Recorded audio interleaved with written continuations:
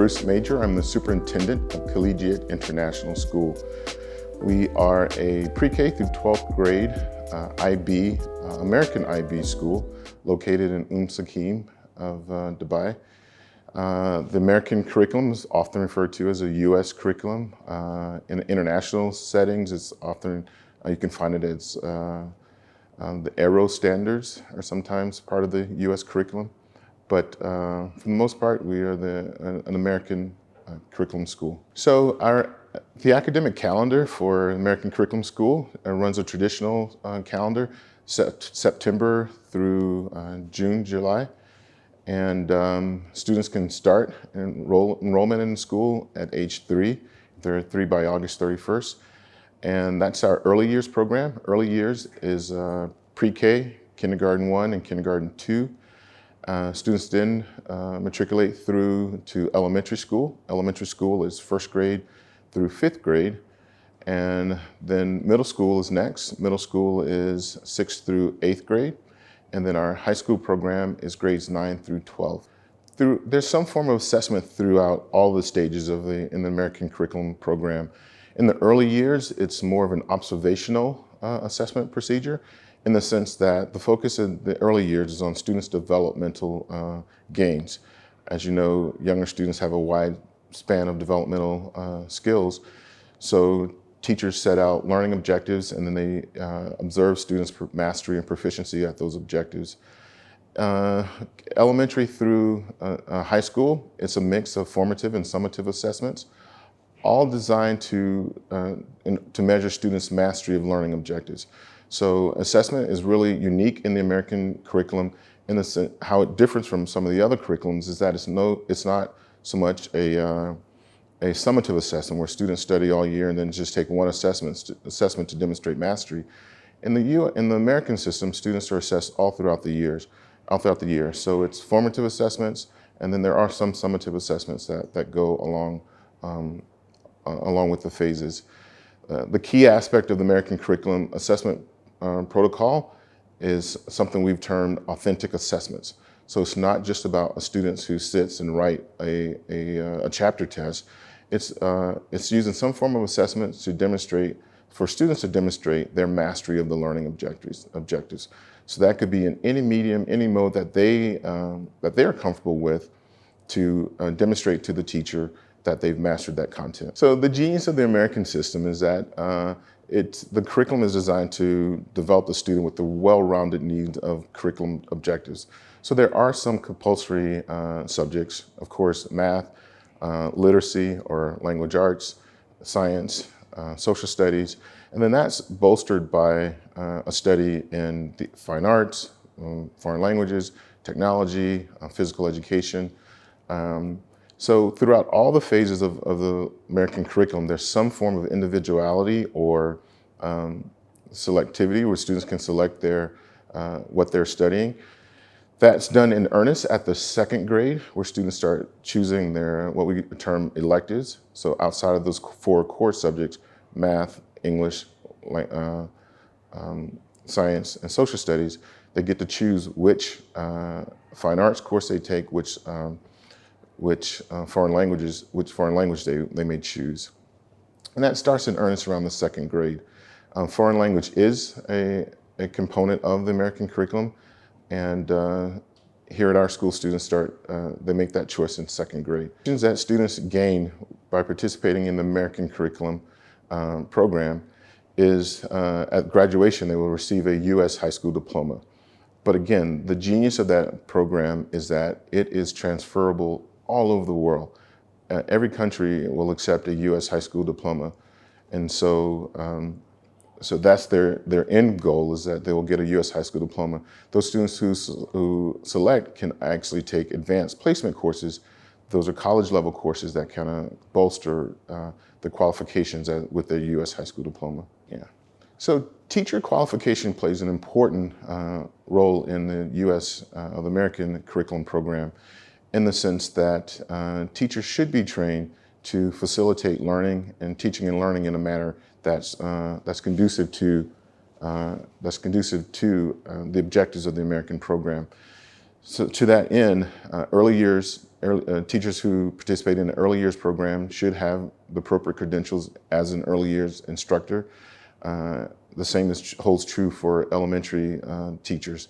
Elementary teachers should hold an elementary teacher qualification, and that's important because they're trained as generalists. So those teachers will teach all the core subjects. So they're trained accordingly and appropriately credentialed. At the middle and the high school, it's a little more selective in their courses and their certifications. So those teachers oftentimes will be certified in a specific content area: biology, language arts, social studies. Although you'll find the vast majority of teachers will have certifications in multiple content areas. As far as where those qualifications should come from, for the most part, they should come from the US or Canada. The UK is also, teachers trained in the UK also participate in the American curriculum program. Ireland, South Africa. In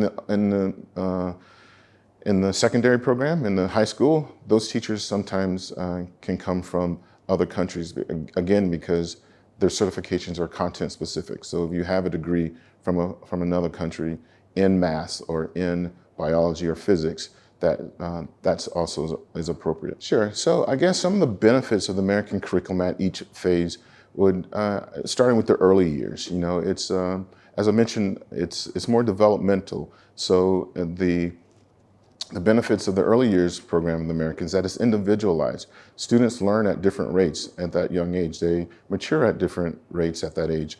So the American curriculum is laid out in a manner that is that's individualized to the needs of the students there. It's an exploratory program, meaning the students aren't seated in a chair following a preset set of curriculum objectives. Students get to explore their environment, explore the world around them as they master the content objectives there. And then I think, again, the other major benefit is that it's not a static program, that it's really fluid. It's based on the individual needs of the student. So as that student demonstrates mastery, the teacher and the student just progress and progress. So you can see a lot of growth in a student at the early years because the American system isn't a static program. It's not a prescribed program. So students are allowed to develop skills based at their own mastery level. Elementary level, students, the benefits of that program, that's the stage that students are developing the foundation of learning. What I mean by that is students are learning how to learn at that age. So they're developing those foundation skills. They're learning how to think, and it's just a phase of learning that students really get to grow and get to shine. The American system is based on growth. So again, not those preset models, but the students can grow and grow at their own pace at the elementary level also. So it's all about growth. And that's how we define, in the American system, how we define rigor. Rigor is not three hours of homework versus 30 minutes of homework. Rigor is taking a student where they are and allowing them to grow past as far as they can go in a given academic year. And you see a lot of that in the American system at the elementary level. At the middle school level, it's all about the whole child, taking that holistic approach to teaching and learning, the holistic approach to adolescent development. It's a preparatory stage for students. So the highlights at the middle school level is that you're really preparing them for advanced learning. It's also the time that students that they focus on how to learn, not just what to learn, and that's something you oftentimes don't see in other curriculums. Is that the focus there is sometimes just focus and learn this, learn this, learn this. The American system is more, I want to teach you how to learn, not necessarily what to learn. And then the high school is where all the fun is had, right? So the high school is where the student really gets to demonstrate what they are learning. It's an advanced program, so students get to participate in advanced subjects, and they're content specific. So it's more of the relevance of school. Students feel that relevance of school because they're taking courses that they have a genuine interest in. Great. What are the top 3 questions parents ask you about this curriculum, and how would you answer? Sure. So the top question is typically just that: what are the benefits of the American curriculum? And I would say again that the benefit of the American curriculum is that it is transferable. You know, we're in a region where students come from all over the world, and parents and students may come in and out of different schools and different programs. With the American curriculum, students can easily transition into any other curriculum or maintain their attendance into an American program, because the focus isn't on the what, it's on the how. So students are developed to be critical thinkers and higher order thinkers, so they can easily migrate into any curriculum as they may transition around the world, or even transition to post-secondary education. They know how to think, not just, they haven't spent their years just focusing on what to think. The next question that I typically get from parents is, what's the difference between the American curriculum and IB? And that's the one that I love to answer, because IB isn't a curriculum. IB is just a framework for teaching and learning. And the American curriculum has both of those components, the framework as well as the what. And the what would be the U.S. Common Core Standards, but it's that framework for teaching and learning also. So I tell, when I talk to parents about that, when they say, well, my student wasn't successful in an IB program, and I'm like, well, it wasn't the IB program that they weren't successful in. It was whatever underlying curriculum that supports that IB program. And with the American curriculum, it's a combination of both. In fact, there's a lot of similarities between a well-implemented American school and an IB program. So that's probably the second question that I oftentimes get from parents. And then the third question would be, the parents generally will ask, you know, where can my students study if they graduate with an American high school diploma? Where can they go and study? And that's the genius of the American system, is that it's prepared your student to be such a well-rounded student that he or she can go anywhere around the world. Colleges and universities all around the world will accept an American high school diploma graduation certificate. And especially if they have advanced placement courses to support and bolster their academic careers and their proficiency, they can study all around the world. So it's oftentimes encouraging to parents to hear that, you know, my student wants to study in the Netherlands, and they want to study in Australia or in the UK. Well, it's perfectly okay. The American high school program will definitely prepare them for graduation or attendance to any college and university around the world. So to answer the question about whether there's a personality type that's not suited for the American curriculum, I would say no. Again, it is such an individualized program that students bring their own interest into the curriculum, into the teaching and learning. So a student who is more studious, less studious, a student who enjoys sports or fine arts, or no matter what their individual talents or skills or strengths or weaknesses are, the American system has room for that, can accommodate that student for that. So conversely, there's not a personality that's not appropriate for the American system, because it really is a student-centered approach to teaching and learning. So whatever that student brings with him or herself to the learning environment, the American system is designed to accommodate and allow that student to be successful. So my summary of the American educational system is that it is one that is very student-focused. It brings in, a student can bring their own learning objectives, they can bring their own interests and talents to the curriculum, and that facilitates what we call the 3 R's of education. Some folks say that it's rigor, relevance, and relationships. Here at Collegiate International School, we say that it's relationships, relevance, and rigor. Teachers have a genuine interest in our students, and they know the students' strengths and weaknesses. By using a skills-based approach to teaching and learning, students can demonstrate mastery, and they can gain success within the curriculum content.